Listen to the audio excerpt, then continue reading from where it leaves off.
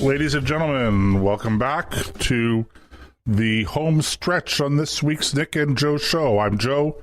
I'm coming to you from the Think Radio Broadcast Centre in Canada's national capital, Ottawa. And Nick is coming to you from the radio studio in the heart of the thriving metropolis of Killaloe, Ontario. Quick housekeeping. Once again, if you want to join in our chat room live, and you can only do this if you're listening to the show online, then click on the chat bubble in the player. If you have not registered, you have to register. If you have not logged in, you may have to log in. All of that is to ensure that you're a real flesh and blood human being. And we never share your personal information with anyone, and it's totally free. There's no cost to it whatsoever. Alrighty, so as I said, we're hitting into the home stretch here, the final half hour of our show for this week. And I imagine we actually have gone the whole show without talking about COVID. It's amazing. So I just wanted to point that out to anybody who was feeling, what's wrong with those guys? How come they're not talking about COVID? Because we didn't want to. And that's it. And we feel darn happy not talking about it. So just to move on, thought that we'd talk a little bit about climate change. And if you've been following the news and the climate news in particular, then you would have heard that in Western Canada and British Columbia in particular, we set a number of all-time records for high temperature in Canada. And the reason I wanted to talk about this in the final segment was because I was hearing, once again, Catherine McKinnon, who is currently the federal minister in charge of infrastructure, is the former minister in charge of Canada's response to climate change. And she announced this week that she is going to not be seeking re-election in the election that we're all anticipating is going to happen this fall. One of the reasons is because she wants to spend more time with her family. Totally understandable. I get that. And the other reason is because she wants to dedicate herself to fighting climate change. And I was listening to her interview yesterday, I think it was, and she was talking about how we must act now to save the planet because otherwise, well, she just left that dangling out there. She didn't say that we're going to lose the planet, but she did say, this is the only planet we have. And it's the implication being that if we don't follow what, she wants us to do, that the planet is going to disappear and we're all going to die, life is going to end, etc. Patently false, of course, but, that's the way that these guys think. Anyway, I was hearing not just from her, but from a number of other people, both directly in conversations and online, that this is just one more indication of climate change. I'm not a climate change denier. Climate change it's a naturally occurring thing, so not denying climate change. I am saying two things. Number one, that it's not driven by human activity, and I'll get to that in a minute. And number two, it's not as disastrous and catastrophic as these guys are claiming. And I want to go back to the temperatures in British Columbia this week, that in Lytton, British Columbia, reached a temperature somewhere around 46, 47 degrees, which is pretty darn hot. There's no question about it. But the previous record in Canada was in 1937, and the previous record was something like 45.6 degrees or something like that. So I have the exact numbers written down here. I'm looking through my papers. I really don't care. Let's just say it was pretty darn hot. But that was in 1937. That's an 84-year gap between setting high temperature records. And I want to point out that this heat wave in 1937 was responsible for more than 1,000 deaths. Why? Because we're Canadians. We're hardy, tough people maybe, but mostly when it comes to being too cold, we're not used to being too hot.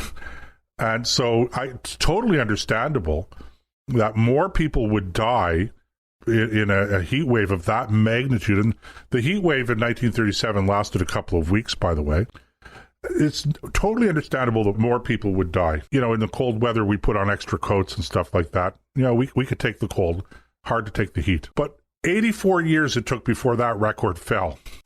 And here's the other thing I have to say, Nick, and then I'll let you jump in, because I know you're just chomping at the bit there. You want to get your 2 or 3 cents in on this one.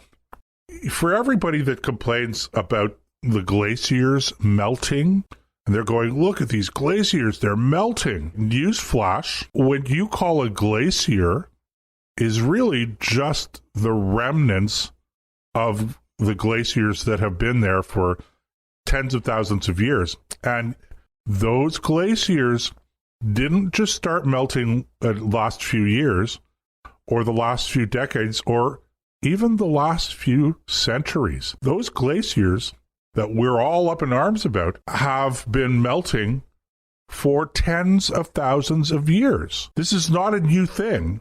So maybe we're close to the tail end of them disappearing altogether. So again, climate changes. It's natural. But I have, again, newsflash. Human activity, fossil fuel burning, was not the cause of the glaciers retreating miles and miles and miles over the last 25 or 30,000 years. Sorry, not human activity, certainly not fossil fuel burning.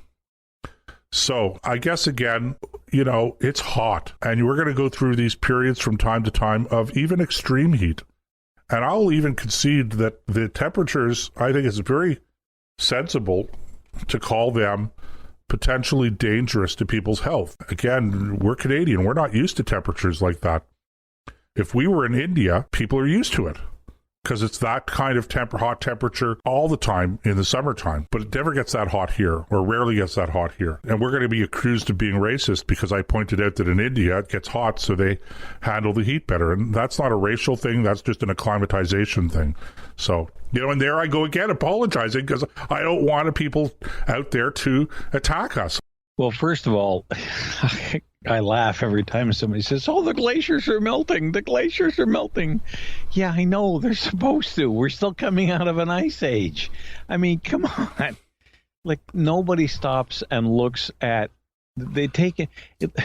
It's like trying to judge the stock market or calculate what the stock market is going to do by peeping through a keyhole for 3 seconds. I mean, you can't do it.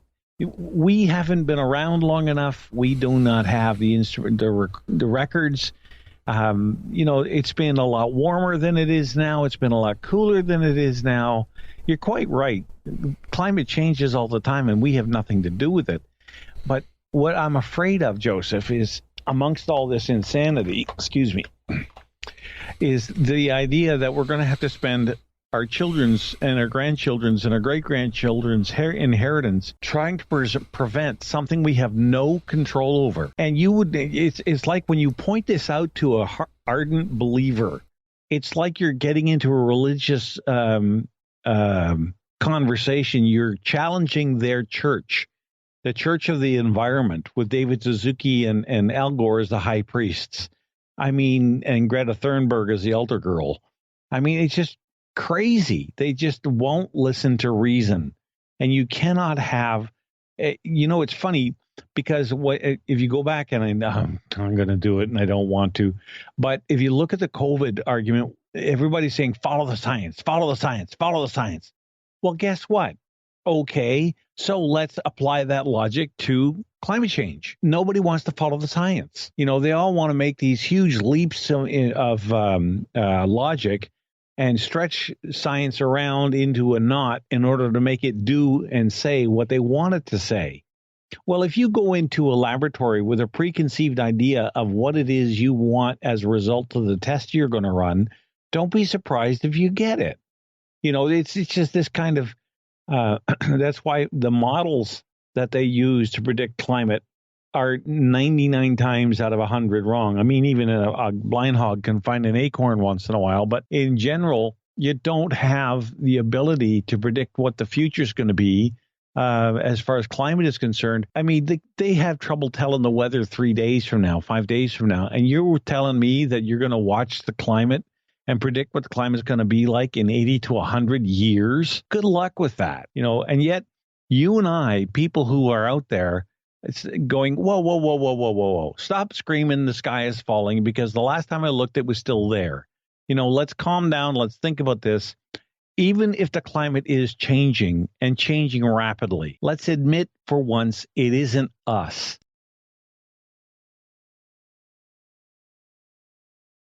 The climate has a lot of modifiers in it. There's a lot of different inputs, not just human activity. There's volcanoes, there's El Nino, there's the strength of the sun, the solar cycle and so on. All these play how much cloud cover we have.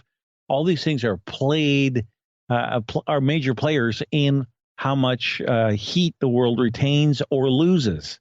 And that's, of course, what regulates our temperature. They don't want to hear that. They want you to bow down and worship at their altar and self-flagellate yourself and recycle and ride a bike and, all this kind of stuff, which individually may not be necessarily a bad thing. Now, I don't think recycling is worth the time it takes to do it. But that's a whole different topic. But in the area of transportation, home construction, vacations, just our whole culture, they want to modify it, change it, and turn it into some grotesque monster that does not reflect reality here in Canada, and is enough to make you just about scream, because they either they didn't go to high school, or they skipped their science classes in grade school and high school and forgot about things like photosynthesis, and forgot about things like basic biology. They just all of a sudden they just have forgotten all that, and anything that somebody in a lab coat tells them, it has to be true because he's a doctor or she's a doctor, and you can't not trust doctors. Well, why not? They're human. They make mistakes just like the rest of us. They just have more education than we do. I'm not saying ignore doctors. Don't get me wrong. I am saying, though, that when a doctor comes out, or when a scientist comes out, maybe I'll broaden the term to scientist, when they come out and say, XYZ is going to happen, and here's why. Okay, I want them to explain it in language I can understand, because I am not I'm not big into scientific acronyms. I'm not the dumbest tomato on the plant, but at the same time, I'm not the brightest either. So put it in layman's terms for me and show me why you believe it, and then I'll decide whether or not you're telling me the truth or not. Anything short of that, I think it's manipulation, and it's using people's ignorance about the topic against them. Instead of trying for the truth, they try to make sure that a certain narrative gets put forward, and that's what makes me crazy about it. Because anybody with a brain in their head and a little bit of common sense will understand that mankind does not have the ability to affect the climate the way that we're told we are affecting it. It's just not possible. It's really interesting, because as I'm listening to you, Nick, I'm thinking all of a sudden that there's really a lot of commonality between the intense feelings of guilt and borderline self-hatred that is exhibited on the question of climate change, this irrational belief that we human beings are such evil that we are on the verge of extinguishing all life on this planet. And I look at that and then I ask myself, is it just me, or is there really a lot of similarity between that position and the extreme guilt and self-loathing, if you will, that we see manifest in particular right now in this